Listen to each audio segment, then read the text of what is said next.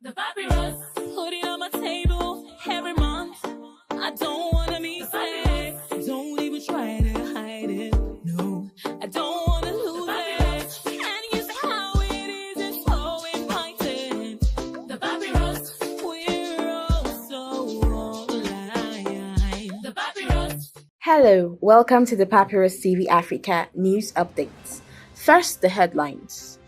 Obi criticizes Tinubu'S absence amid nation's problems. Kalu reveals 14 million naira monthly earnings as senator. Abakoba slams EFCC, calls it a terrorist organization. Federal government cancels Julius Berger's Abuja-Kaduna highway contract. Federal government orders discos to replace obsolete meters. Kogi restricts vehicular movements for local elections. Ipman close to finalizing fuel supply deal with Dango Refinery. The news in full. Labour Party's 2023 presidential candidate, Peter Obi, has expressed concern over President Bola Tinubu and Vice President Kashim Shettima's absence from Nigeria, especially during a period marked by significant domestic challenges. Obi questioned the decision-making behind Shettima's trip to Sweden while Tinubu remained abroad. He highlighted that Tinubu had committed to a 14-day absence, a timeline that has now lapsed without his return. Obi pointed out that Tinubu's administration needs to urgently address the nation's pressing issues, including the economic hardships intensified by recent policies. Criticizing the fiscal prudence of Shettima's long journey to Sweden, Obi argued that the vice president's trip from Abuja, covering over 3,000 nautical miles, was far costlier and more time-consuming than a direct trip by Tinubu from Paris to Stockholm, which would have taken just over 2 hours. He called for more responsible leadership that prioritizes effective resource management and addresses the severe poverty and hunger affecting Nigerians. Meanwhile, former Abia State Governor and current Senator for Abia North, Orji Uzor Kalu, has disclosed that he receives 14 million naira monthly as a member of the National Assembly. Speaking on Channels Television's Politics Today, Kalu explained that the amount covers all operational costs, including travel, constituency office maintenance, and staff salaries. He addressed public misconceptions about Lawmakers' lifestyle, arguing that the 14 million was not sufficient for all expenses. Kalu also refuted claims that National Assembly members are provided with personal vehicles, stating that the only committee vehicles are allocated within the legislature. No individual lawmaker was given a car. He emphasized responding to criticisms of the perceived luxury enjoyed by lawmakers, while many Nigerians face economic hardship.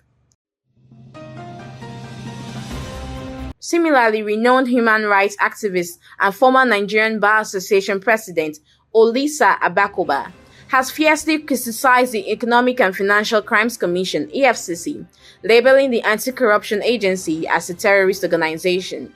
Speaking on Arise TV, Abakoba accused EFCC operatives of abusing their authority to bully and intimidate Nigerians. They are terrorists intimidating Nigerians with their power, he stated. Abakoba's remarks follow his recent letters to the Senate and House of Representatives, challenging the constitutional basis for the EFCC's operations and alleging that the agency exceeds legal boundaries. Tensions have escalated recently with the EFCC's disputes involving Yahaya Bello and the controversial raid of a radio station in Enugu, raising further questions about the Commission's conduct and accountability.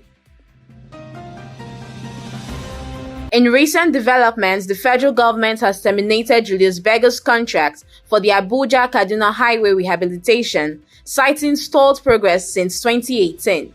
The project awarded during former President Muhammadu Buhari's administration saw only 27% completion on the Abuja-Kaduna section, while other segments neared completion.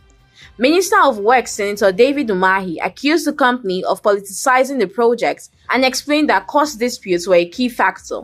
Initially, Julius Berger requested for 1.5 trillion naira for the entire project, but after negotiations, the Federal Executive Council approved 740 billion naira.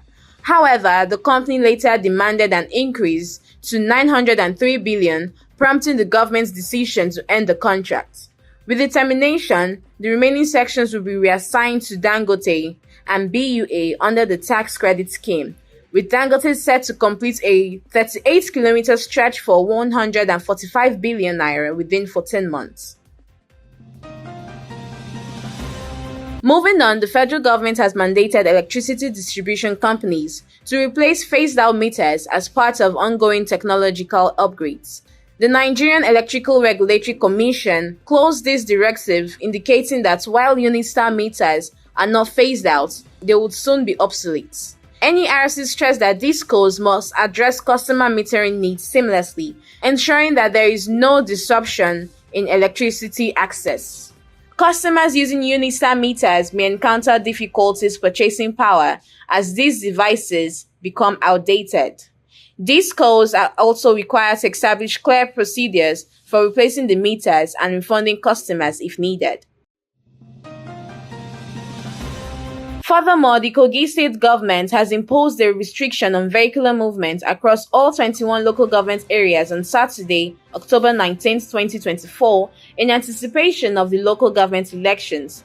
The restriction will be in effect from 7 a.m. to 4 p.m. to facilitate a smooth electoral process and ensure public safety. Kingsley Femi Fanwo, the Commissioner for Information and Communications, stated that security agencies will strictly enforce the order with penalties for any violations. He encouraged peaceful participation and reassured voters of adequate security during the election. The government expressed confidence in the Kogi State Independent Electoral Commission's capacity to conduct a free and fair election while emphasizing the importance of upholding democracy, law, and order during the electoral process.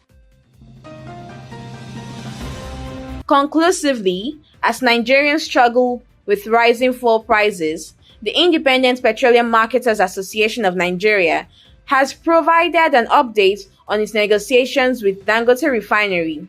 The association's national president, Abubakar Maigandi, confirmed that the 650,000 barrel per day refinery are progressing and expected to conclude soon.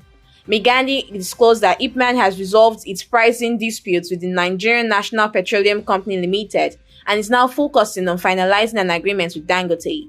The negotiations, initiated after an intervention by the Director General of the Department of State Services (DSS), aim to enable Ipman to source fuel directly from the refinery.